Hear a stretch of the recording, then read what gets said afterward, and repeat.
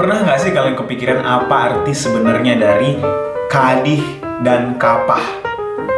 Dek, entah kalian ini mamaku buat dapur tuh anakku. Enggak kali hidun deh. Enggak.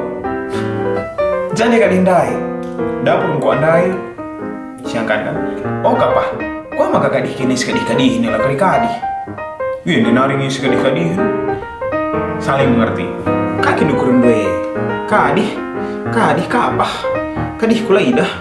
Kapah mula ukuri. Lu pada kapah kalau su. Gaurim.